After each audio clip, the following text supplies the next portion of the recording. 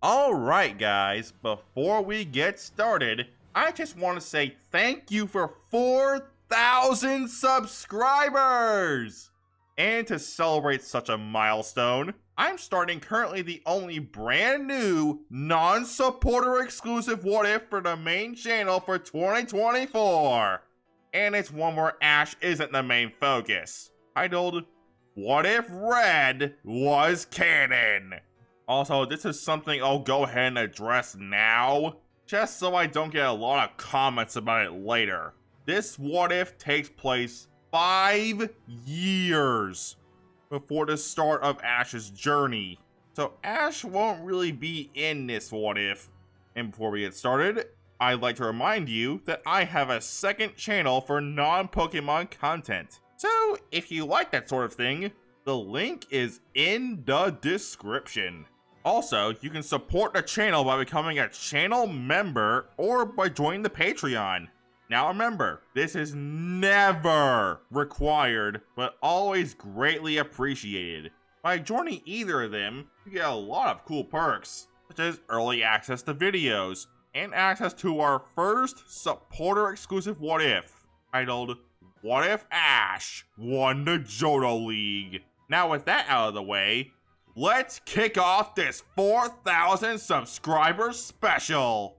We begin our tale as we see Red watching a Pokemon League match on TV, where the current champion, Lance, is battling Bruno of the Elite Four. The battle is down to a 2v1 in Lance's favor. It is down to Lance's Charizard versus Bruno's Machamp. This gets Red really excited, as Charizard is one of his favorite Pokemon of Lance's. Lance orders Charizard to use Flamethrower, as Bruno orders Machamp to use Thunder Punch. Although Lance orders a dodge from his Lizard, Lance tells Charizard to use Dragon Claw, with this doing decent damage. Bruno orders Machamp to use Close Combat, as Lance orders an Air Slash, hitting Machamp for massive damage. Lance tells Bruno that this battle was fun, although it's time to finish this. Charizard, use Air Slash one more time! This connects, knocking out Machamp and allowing Lance to keep his seat as Kanto's champion.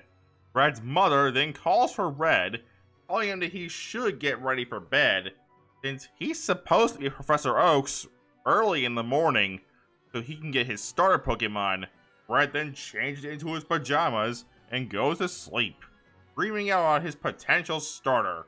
The next morning, Red wakes up bright and early, with Red getting changed and eating a good breakfast, as he heads off to Professor Oak's lab. Along the way, he meets up his childhood friend and rival, Professor Oak's grandson, Blue, who is also getting ready for his Pokemon journey, with the boys racing to the lab as the older Oak greets them, saying that if they got here this fast, they must really be excited to get their Pokemon.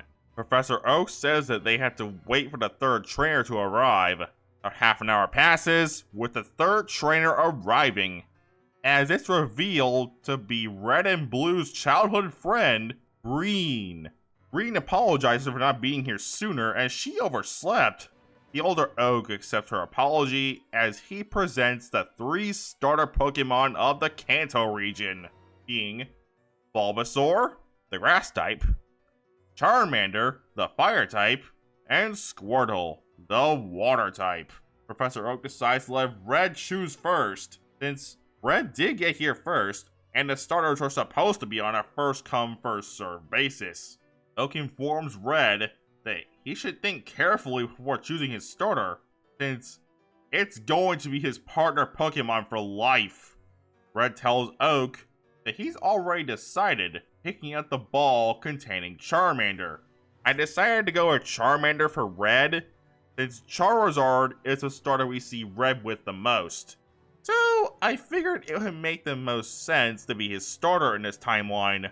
Red then says it wasn't really a tough decision, since his dad gave him the name Red so he'll grow up to have the passion of red-hot fire. So it makes sense to have his first Pokemon be a fire type. Blue says that he gets to decide next, with Blue saying, "Red, since you pick fire, I'll go with water!" grabbing Squirtle's ball.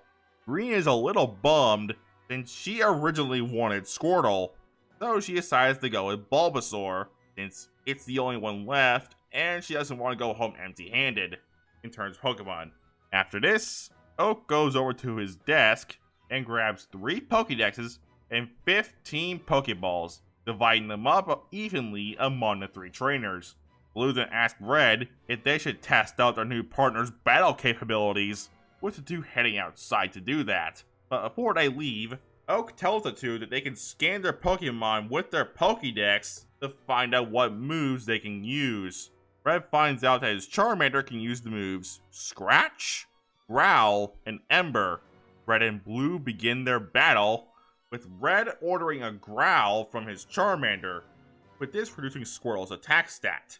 Blue orders a Water Gun, blasting Charmander with super effective damage. Red orders a Scratch, although Blue orders Squirtle to block the attack using his shell as a shield. Blue, seeing Red's momentary confusion, orders Squirtle to go on the offensive, using Tackle, although this move wouldn't do as much damage as it normally would, due to Charmander using Growl earlier in the fight. Blue orders Squirtle to pin down Charmander and fire a Water Gun at point-blank range, leaving the Fire Lizard unconscious. Red recalls Charmander, saying that he did his best and to take a good rest. Blue then heads out with a 5-year-old Gary Oak, wanting to wish his cousin good luck on his journey, as Blue leaves Palatown with Squirtle in tow. Red and Green both leave Palatown soon afterward, deciding to separate for now, since Red wants to spend some time catching some Pokemon.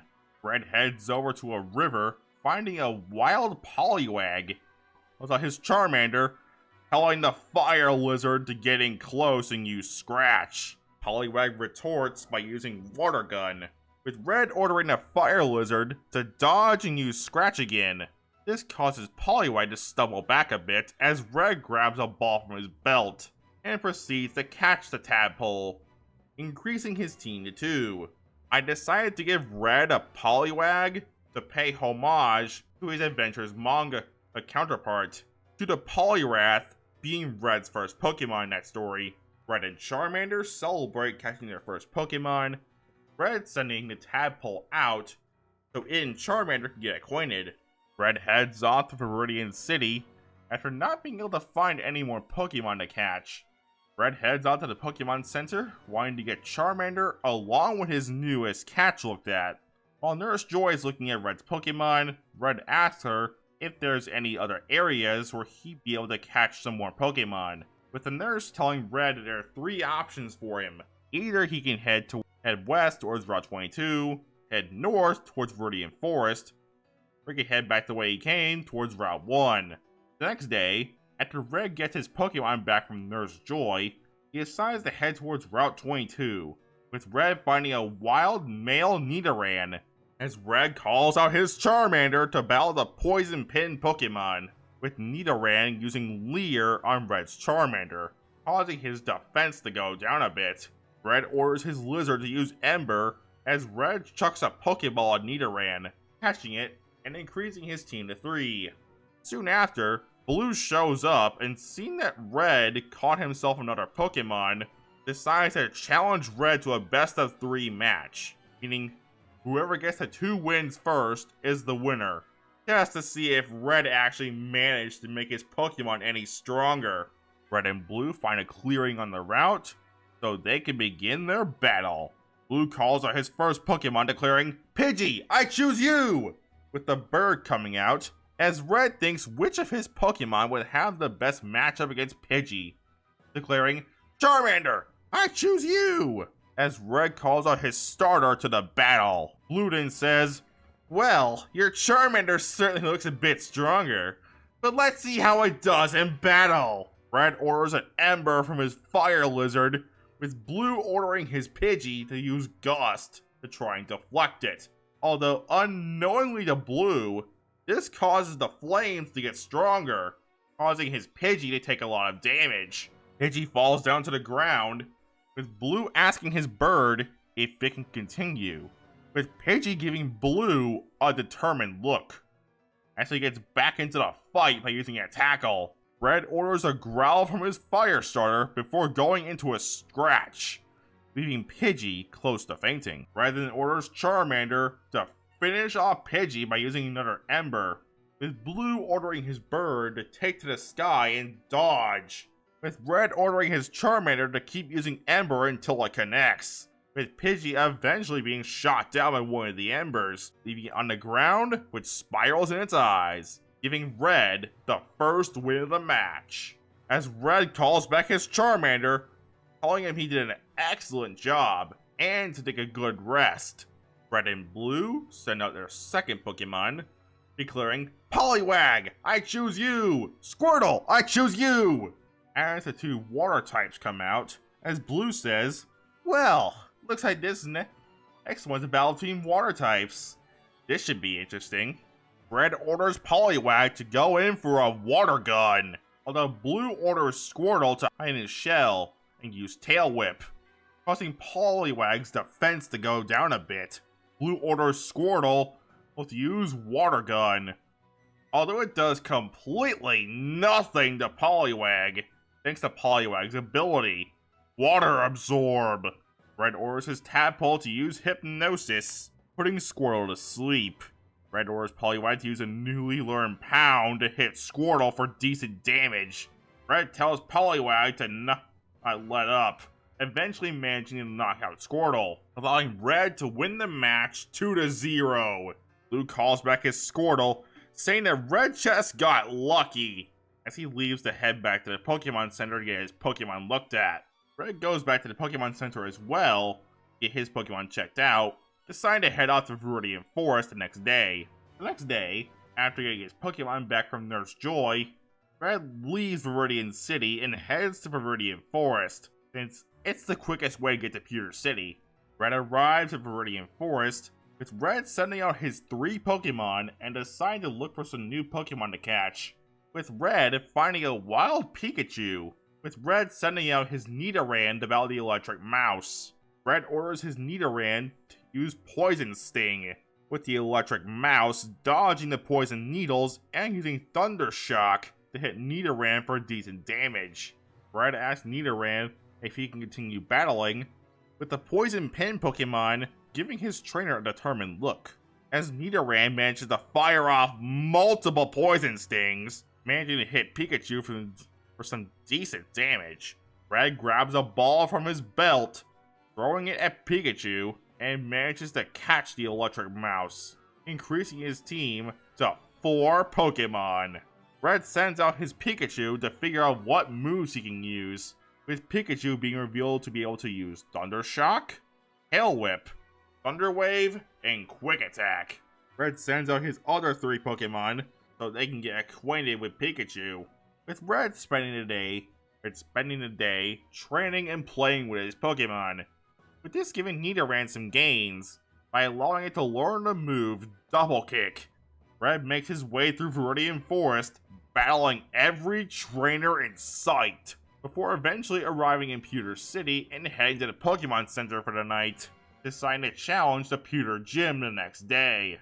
The next day, after getting his team all healed up, Red heads off to the Pewter City Gym to battle the leader, who Red learned from Nurse Joy is a Rock-type specialist. Red arrives at the Pewter Gym, where he sees an older-looking man wearing a yellow shirt. The older man introduces himself to Red as Flint, the Pewter City Gym leader. This takes place 5 years before Indigo League, so Brock wouldn't be old enough to be a gym leader yet, so I thought having Flint take his place would make the most sense, since he's also a Rock-type specialist. Flint then asks Red how many badges he has, with the young trainer saying that he doesn't have any badges yet, with the gym leader grabbing 2 Pokeballs. He says, "I'll battle you with these 2 Pokemon." The ref declares that the battle will be a 2-on-2 single battle, where only the challenger can make substitutions, and the battle will only be over once both of either side's Pokemon are unable to continue. Flint decides to send his Pokemon out first, declaring, "Geodude, your time to battle!" As Flint's first Pokemon comes out to the battlefield, Red thinks to himself which of his Pokemon would be best to deal with a floating boulder with arms and a face. With Red deciding to use his first capture, grabbing Poliwag's ball, declaring, "Poliwag, I choose you!" As the tadpole Pokemon comes out, with the ref ordering the battle to begin. Flint lets Red take the first move, with Red ordering a water gun from his water type, which connects, causing super effective damage. Flint asks his Geodude if it can continue, with the rock type giving its trainer a determined look as it fires off a rock tomb, with Red trying to order his Poliwag to dodge, although Poliwag gets hit by the rock tomb. A lot of damage to the water type. Poliwag struggles to get back up, with Red deciding to call it back for now, as Red grabs the ball of his final Pokemon, declaring, "Nidoran, I choose you!" As Red's second Pokemon comes into the battlefield, with Red ordering his Nidoran to use Poison Sting, with Geodude being hit by the poison needles, causing a purple rash to appear on its face, signifying that Geodude is poisoned. Flint tells Geodude to use Mega Punch, although Red orders the Poison Pin Pokemon to dodge and fire off a double kick, knocking out Geodude and taking the battle into a 2-on-1. Flint recalls Geodude, thanking it for its efforts and telling it to take a good rest. Flint grabs his final ball, declaring, "Rhyhorn, your time to battle!" It's confirmed that Flint has a Rhydon, so I figured with Flint having a Rhydon he uses for gym battles, with Flint having a Rhyhorn used for gym battles, it makes sense. As the Rhinoceros Pokemon enters the battlefield, Red scans the Pokemon with his Pokédex, learning that Rhyhorn is a rock and ground type, as Red decides to get Nidoran into battle. The battle resumes, with Flint ordering a Bulldoze, with this super effective damage of attack hitting Nidoran for massive damage, leaving Nidoran close to fainting. Red asks the Poison Pin Pokemon to get back up, with Nidoran getting up and managing to fire off a double kick for super effective damage on Rhyhorn. Red tells Nidoran to keep up on the offensive by using Poison Sting, as Flint, not warning his Pokemon poisoned twice in one battle, orders a Bulldoze, leaving Nidoran on the ground, with spirals in its eyes. Red calls back Nidoran and thanks him for a job well done, telling him to take a long rest.